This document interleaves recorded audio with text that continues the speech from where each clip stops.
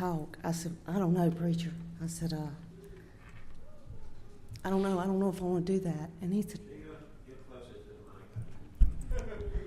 when the preacher asked me to talk, I said, I don't know, preacher. I don't want to do that. And he said, why? And I said, because I might cry. And he said, well, as long as you don't cry through the whole 10 minutes, you'll be all right. I said, okay, so I'll try not to cry through the whole 10 minutes. For those of you that don't know me, my name is Sheila. I have 4 children. My husband had 2 children from a previous marriage. I had 1 from a previous marriage. We had 1 together. It was a case of your kids and my kids beat up on our kid. And that is pretty much the truth. So we have 4 children. If you count all the children extended, we have 14 grandchildren, and we have 2 that are due at the end of this year from 2 different children. So when the Lord said, go and populate the earth, we took it serious. Those that the Lord gives a lot to, he expects a lot of. Some days my heart is so full that I don't think that it can fill up anymore. And then some days my heart hurts so bad that I ask the Lord to take me out. Because you see, I have a daughter that's an alcoholic, and I have 2 sons that are drug addicts. And the oldest daughter got pushed to the side because me and her dad were so busy trying to save the 3 younger children that we didn't have time for her. And when I thought about getting up here and talking, and I was like, Lord, I just don't, excuse me a second, I need a tissue.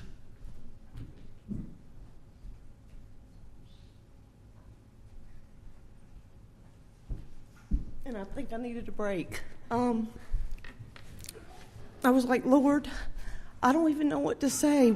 What do I say? Do I put this front on and say, that, I've got 4 kids and we've got 17 grandchildren and, life is busy or am I real? And I just, I have struggled. You would think, what does motherhood mean to you? You would think that would be such an easy question to answer. And I have struggled, and I have stayed awake at night. Please, Lord, give me the words. Please, Lord, tell me what I should do. Please, Lord, tell me what I should say. Because, I wasn't the best mom when I was young. I worked in a mill, and I was 26 years old. I had a 13-year-old stepdaughter. I had an 8-year-old stepson. I had a 6-year-old daughter, and I had a 6-month-old newborn. I was working 6 days a week at a plant, over 22 people. I cleaned the office 3 nights a week. I was stretched so thin, and every day I would pray all the way home, please, Lord, give me patience for my kids. Please, Lord, don't let me holler at them today. Please, Lord, give me patience. And I prayed this every single day. And I still pray it. Please, Lord, give me the right words for my daughter when she's struggling to stay sober today. Please, Lord, give me the right words to tell my son when he's falling off the wagon again. Because, see, being a mom of substance abuser, you never know what you're going to get that day. And sometimes it's, Forrest Gump said it's a box of chocolates. You never know what you're going to get. Well, when you are a mom of substance abusers, some days that chocolate is so sweet when they're sober. But then when they're not, that chocolate is so bitter. And some days you don't want to get out of bed. And I think the reason I was really struggling with what I wanted to say. And Thursday, I get a verse every morning. And Thursday, this is what my verse was. And I knew then, when I got this verse, that God wanted me to get up here and be real. because there's somebody in this church that needs to hear what I've got to say. And you know what? There is people in this church that have children that are alcoholics and drug addicts, and nobody else knows it but me, because they've come to me because they know what I go through on a daily basis. And there's people here that have not been true and they've not been real. And you just got to turn it over to God. This was my verse from Thursday. It said, "Let us keep our eyes fixed on Jesus, on whom our faith depends from beginning to end. He did not give up because of the cross. On the contrary, because of the joy that was waiting for him, he thought nothing of the disgrace of dying on the cross, and he is now seated at the right hand of God's throne." That's Hebrews 12:2. It used to embarrass me that I had children that abused substance, drugs, and alcohol. I used to think it was my fault. I must have failed as a mom. I did something wrong. Had to be my fault. I got 3 out of 4. Had to be my fault. And then I realized that, you know what?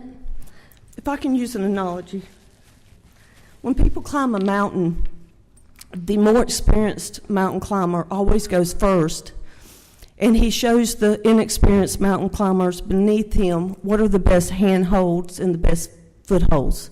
And when he gets a certain part of the mountain or so high up, he anchors. He'll nail an anchor into the mountain to hold the people beneath him and himself, but mainly to hold the people beneath him. And then he continues to climb up. And in the meantime, those more unexperienced, or at least unexperienced climbers, climb up behind him. So what happens, to me, that's what I kind of thought as an analogy of what motherhood was, is I'm climbing the mountain and I'm showing my kids the best handholds and the best footholds, and I get a certain part of life and I anchor in so that if they fall, they only go a little ways down. They don't go all the way down to the bottom of the mountain. They just go a little ways down the mountain. And then I climb some more, but you can't wait on them because they have to climb the mountain themselves. You can't pull them up the mountain. That's enabling. You have to let them climb the mountain. But as children do, they usually don't pick the handholds that you tell them are best or you show them are best. And they usually don't pick the footholds that you tell them are the best thing for them.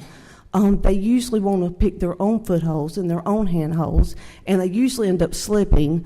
But what happens is that after a while, being alcoholics and drug addicts, is that they slip so many times that they end up pulling the anchor out of the mountain, and they end up falling to the bottom of the mountain.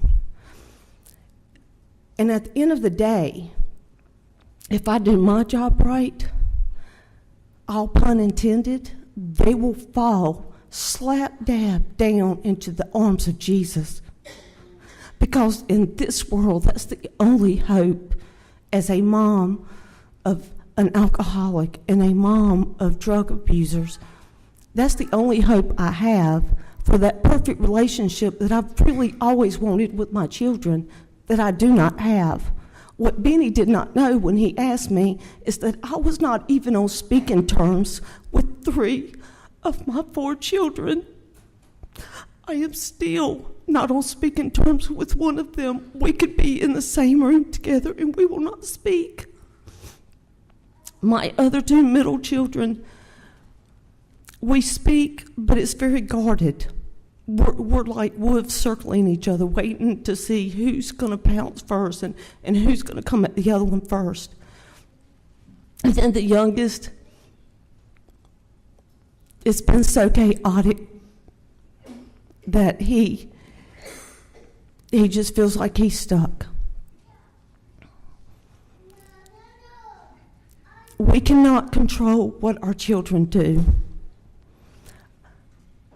I have always brought my kids up in church. I have brought them up to know who Jesus is. I have brought them up to know what heaven and hell is.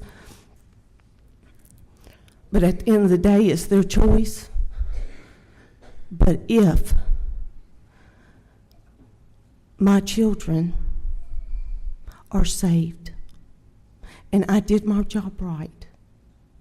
And when they fall to the bottom of that mountain, that they see God and their soul is saved, then that is all I can ask for. And I've done my job. Thank you.